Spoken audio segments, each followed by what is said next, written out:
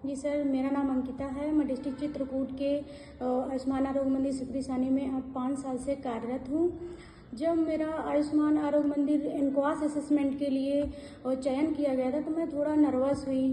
फिर मैंने सोचा चलो ठीक है, डॉक्यूमेंट्स अपलोड करते हैं। फिर मैं नवंबर 2024 में मेरे डॉक्यूमेंट्स मैंने अपलोड किए।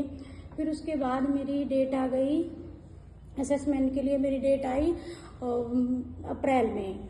फिर मुझे पता चला कि मेरे लिए इनक्वास असेसमेंट की डेट आ चुकी है। जब मैं बहुत ज़्यादा नर्वस हो गई थी कि मैं कैसे असेसमेंट कराऊंगी, क्योंकि उस समय मेरी 9 मंथ की प्रेगनेंसी थी।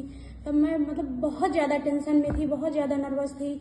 फिर मेरे हस्बैंड का बहुत सपोर्ट मिला मुझे, मेरे MYC सर का बहुत सपोर्ट मिला, मेरे सभी CHO साथियों का बहुत सपोर्ट मुझे मिला। सब ने बोला कि तुम डेट एक्सेप्ट करो और सब बहुत अच्छे से हो जाएगा, हम सब तुम्हारे साथ हैं। फिर मैंने डेट एक्सेप्ट कर ली। फिर हम सबसे पहले एक टीम डेवलप की। टीम में मैंने जैसे ग्राम प्रधान को अपने इन्वॉल्व किया और अपनी सभी आशाओं को बुलाया, एनएम बहन जी को बुलाया।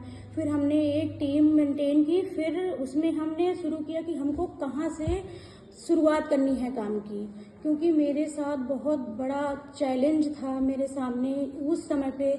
मेरे मुझे कुछ नहीं समझ में आ रहा था कि मुझे काम मैं कहाँ से स्टार्ट करूं, क्योंकि मेरे बिल्डिंग बहुत टूटी हुई थी, दरवाजे नहीं थे, खिड़की टूटी थी, फर्श नहीं थी, बाउंड्रीज नहीं थी। फिर हमने सबने मिलकर फिर मेरे ग्राम प्रधान जी द्वारा बाउंड्री करवाई गई, फर्श करवाया गया। फिर मैं धीरे धीरे करके, जो मेरे सेंटर में पानी नहीं था, लाइट की फिटिंग नहीं थी, फिर मैं पानी की फिटिंग कराई और लाइट की फिटिंग हो गई मेरे सेंटर में। फर्स्ट स्टेप जैसे कंप्लीट हो गया, मेरी बिल्डिंग वगैरह सब कंप्लीट हो गई। अब आता है सेकंड स्टेप जो था डॉक्यूमेंटेशन। अब मुझे टेंशन हुई कि मैं कैसे अपने डॉक्यूमेंटेशन को तैयार करूं, क्या क्या फॉर्मेट मुझे बनाने हैं, कैसे बनाऊं, क्या बनाऊं, मुझे कुछ भी समझ में नहीं आ रहा था। फिर मैं अपने रिकॉर्ड सारे कंप्लीट कर ली। फिर आता है थर्ड स्टेप जो है डेकोरेशन। डेकोरेशन में मुझे आईसीज लगानी थी। मुझे नहीं समझ में आ रहा था क्या क्या आईसीज मुझको चाहिए, कहाँ से मैं आईसीज लेके आऊँ, कैसे लगाऊँ, मुझे कुछ भी समझ में नहीं आ रहा था। फिर मेरी आईसीज वाला चैलेंज भी कंप्लीट हुआ और कर्टन मुझे क्या लगाने हैं, कैसे कर्टन मुझे लगाने हैं। फिर मेरी कर्टन वाला भी मेरा चैलेंज कंप्लीट हुआ। मैंने अपने सेंटर की ब्रांडिंग करवाई और सब कुछ कंप्लीट हो गया। अब ये मेरे सारे स्टेप मेरे कंप्लीट हो गए। अब मेन जो बहुत ही इम्पोर्टेंट है, इंटरव्यू। अब मुझे बहुत ज़्यादा मैं नर्वस हो गई कि मुझे इंटरव्यू की तैयारी मैं कैसे करूं, क्योंकि उस टाइम पे मेरी प्रेगनेंसी भी थी, उसका भी प्रेशर था मुझे। और फिर मैं अपने MYC सर से बात की कि सर मेरी कुछ क्लासेस अरेंज करवा दीजिए, लाइव क्लासेस जो मुझे इंटरव्यू में हेल्प कर सकें। फिर मेरे MYC सर द्वारा मुझे क्लासेस अरेंज कराई गई, जिसकी वजह से मेरा इंटरव्यू बहुत अच्छे से मेरी प्रिपरेशन हो गई। ओवरऑल ये काफ़ी चैलेंजिंग था मेरे लिए। जो स्टेप बाय स्टेप करेंगे तो ये सब हो जाएगा। मैंने भी किया, सब सारा हो गया। मेरा बिल्डिंग मेंटेन हो गई, मेरी डॉक्यूमेंट्स मेंटेन हो गए, मेरे इंटरव्यू की प्रिपरेशन भी हो गई और सब कुछ मैनेज हो गया। फिर मेरे आया असेसमेंट की का डे, जब SSR आए, देखे, बहुत अच्छा बोला उन्होंने, देखा और मेरा असेसमेंट बहुत अच्छे से हो गया। सब कुछ बहुत अच्छे से हुआ। मुझे भी लग रहा था कि हाँ, मेरा असेसमेंट क्वालिफाइड हो जाएगा मेरा सेंटर। और मैं इसमें बहुत मेहनत करी। मेरे हस्बैंड ने मेरा बहुत सपोर्ट किया, मेरे CHO साथी सब ने मेरा बहुत सपोर्ट किया, MYC सर ने मेरा बहुत सपोर्ट किया।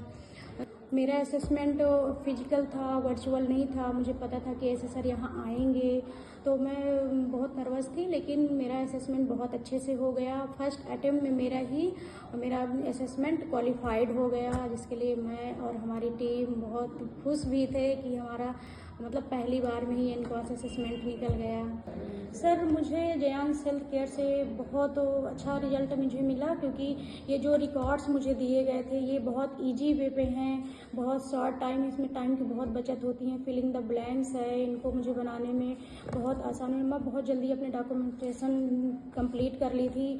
और ये सर आप देख ही रहे हैं, ये जो कर्टन मुझे मिले हैं ये बहुत अच्छे हैं, इनको लगाने से ये सेंटर का लुक बहुत अच्छा आता है।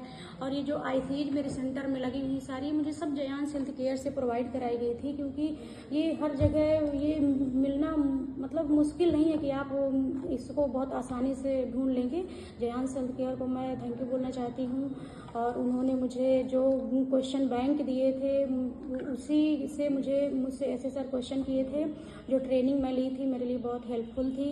मैं थैंक यू बोलना चाहती हूँ जयांश हेल्थ केयर को, जो मुझे इतना अच्छा प्रोडक्ट प्रोवाइड कराएं। और मैं अपने MOIC सर का थैंक यू बोलना चाहती हूँ, क्योंकि उन्होंने ही मुझे जयांश हेल्थ केयर के बारे में बताया और ये सब चीज़ें अरेंज करवाई थी।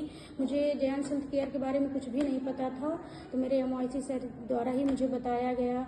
तो मैं अपने MOIC सर को थैंक यू बोलना चाहती हूँ। Thank you Ankita ji, thank you so much. अभी जो एनक्वास के लिए जो CHOs जा रहे हैं जिनकी डेट आ गई है, आप अपने एक्सपीरियंस से उनको क्या सजेशन देना चाहिए, किन चीज़ों पे उनको फोकस करें ताकि उनका एनक्वास आसानी से हो जाए? Please ma'am. सर मैं जो CHO का असेसमेंट होना है मैं उनको यही बोलना चाहती हूँ कि वो अपना डॉक्यूमेंटेशन बहुत अच्छे से कंप्लीट कर लें। और IC जो कि बहुत इम्पॉर्टेंट होती हैं, डॉक्यूमेंटेशन जो हमको मिले हैं दिए गए हैं जयांश हेल्थ केयर के द्वारा वो बहुत अच्छे, उसमें हर एक फॉर्मेट लिखा हुआ है, बस हमको उसको फिल करना होता है। जो SSR आते हैं वो यही सारी चीज़ें देखते हैं कि कोई पॉइंट छूटा तो नहीं है। अगर कोई पॉइंट छूट गया तो वो उसी को पकड़ लेते हैं कि आखिर ये पॉइंट क्यों नहीं है। जो हमको रिकॉर्ड्स दिए गए हैं उस रिकॉर्ड में सारे फॉर्मेट पहले से ही हैं, हमको बस उसको फिल करना होता है। ओवरऑल मैं यही बोलना चाहती हूँ सभी को कि अपने डॉक्यूमेंटेशन पे फोकस करिए और ICH पे फोकस करिए, क्योंकि ICH के भी बहुत नंबर होते हैं। और आप इंटरव्यू की तैयारी करिए, ट्रेनिंग लीजिए, और बिल्डिंग वगैरह और ये तो सब हो जाती हैं, मेंटेन हो जाती हैं। तो आप सबसे ज़्यादा, क्योंकि इस समय जो असेसमेंट हो रहे हैं वो फिजिकल कम और वर्चुअल ज़्यादा हो रहे हैं। वर्चुअल में डॉक्यूमेंटेशन, ICH ये सब मतलब और इंटरव्यू 3 चीज़ें बहुत ज़रूरी होती हैं, उसमें बहुत फोकस करना होता है। तो आप इस पर ज़्यादा फोकस करिए।